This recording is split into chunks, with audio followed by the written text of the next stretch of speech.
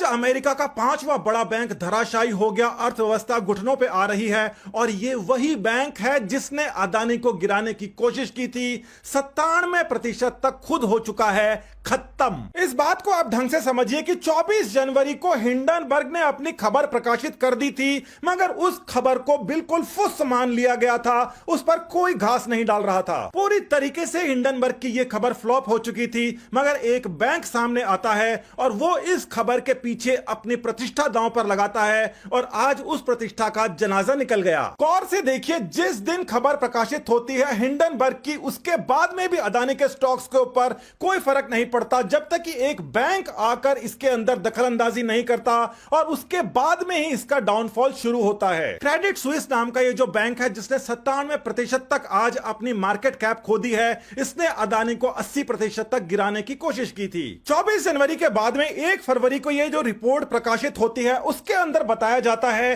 कि आखिर वो कौन सा बड़ा कारण है जिसकी वजह से अदानी का स्टॉक एक ही दिन के अंदर 30% तक गिरा है, और इसका जो जवाब था वो था एक बैंक। इस समय जो पांचवा बड़ा बैंक अमेरिका का धराशायी हुआ है, उन सबके लिए बड़े सारे एनालिस्ट सामने आ रहे हैं, चमचागिरी करते कह रहे हैं इसके अंदर सबसे बड़ा कारण अदानी का नहीं बल्कि लोन का है। और ये जो दोनों कारण हैं आप समझेंगे कि एक ही कैसे हैं। बैंक चाहे अमेरिका का हो चाहे कहीं पर भी हो, वहां पर कुछ लोग अपनी राशि को जमा करते हैं और उस राशि को दूसरों को कर्ज पे दिया जाता है, जिसका एक हिस्सा बैंक रखता है और दूसरा हिस्सा जमा जो करते हैं उनको उसका ब्याज दिया जाता है। जितने भी अमेरिका के बड़े बैंक इस समय धराशायी हो रहे हैं, उनकी सबसे बड़ी कारण है कि कोई कर्ज ही नहीं ले रहा। तो जब कोई कर्ज नहीं लेगा तो बैंक की आमदनी होगी कैसे? मतलब वहां पर बहुत सारे लोग हैं जो कि जमा तो कर रहे हैं पैसा, मगर कोई भी कर्ज लेने को तैयार ही नहीं है।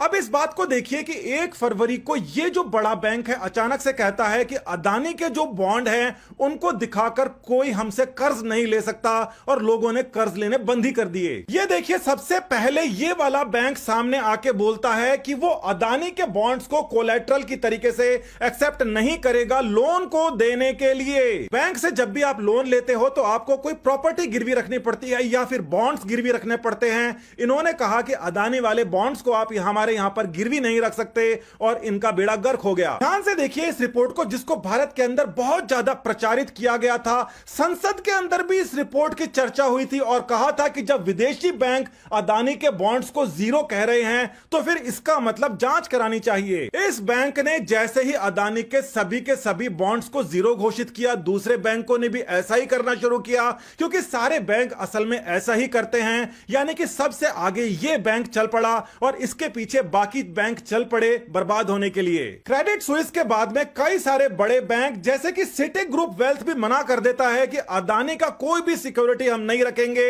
यानी कि उसके बॉन्ड की वैल्यू जीरो हो चुकी है। पूरे विश्व के अंदर सबसे तेजी से बढ़ने वाली इंडस्ट्री अदानी इंडस्ट्रीज हैं, जो कि भारत का गौरव है, और उसके ऊपर टारगेट करने वाले बैंकों का जब यह हाल हुआ तो यह कोई बड़ी बात नहीं कि आज के दिन अदानी के शेयर बिल्कुल रॉकेट हो गए। आज के दिन पूरे विश्व का बाजार गिरा है, भारत का बाजार भी गिरा है, मगर केवल और केवल अदानी ऊपर चढ़ा है, और वो भी बहुत ही बड़े प्रतिशत के साथ में। सबसे बड़ी बात यह है कि भारतीयों को बहुत ज्यादा मौका मिल गया यह बोलने के लिए कि तुम्हारे एक के बाद में एक बड़े बैंक इस तरीके से धराशायी हो रहे हैं। उसके बारे में हिंडनबर्ग को पता नहीं था, मगर इंडिया के अंदर आकर अदानी के ऊपर ये अपनी बात रख रहे थे। आज जैसे ही ये खबर सामने आती है, उसके बाद में अमेरिका का जो निफ्टी है, जिसको डाउ जोन्स कहते हैं, वो बुरी तरीके से धराशायी है। सारे के सारे बैंकिंग सेक्टर के अंदर तबाही मच रही है और पूरे विश्व के अंदर इसका असर देखने को मिल रहा है। भारत का बाजार भी बहुत ही तेजी से गिरा है, इसके अंदर कोई दो राय नहीं, मगर यहां पर एक साजिश की बू आ रही है,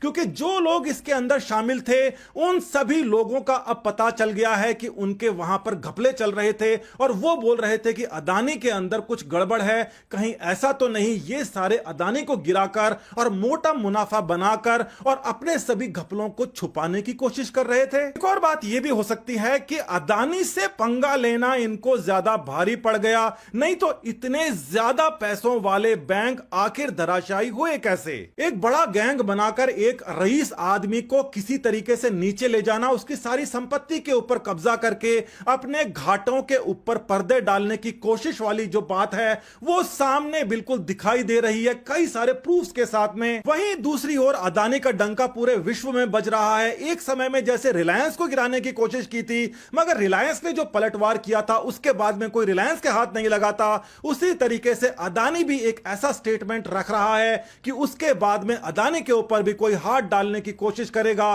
तो उसके केवल हाथ नहीं जलेंगे, पूरा जल जाएगा। कुल मिलाकर देखना यह है कि अमेरिका के बैंकिंग सेक्टर के अंदर जो गड़बड़ झाला चल रहा था, जो घोटाला चल रहा था, वो घोटाला और कितना बर्बादी की कगार पर जाएगा। भारत विरोधी जो ताकतें हैं वो क्या इससे सबक लेंगी या एक दो बार और उनको इस प्रकार का ट्रेलर चाहिए। नमस्कार, धन्यवाद, जय हिंद।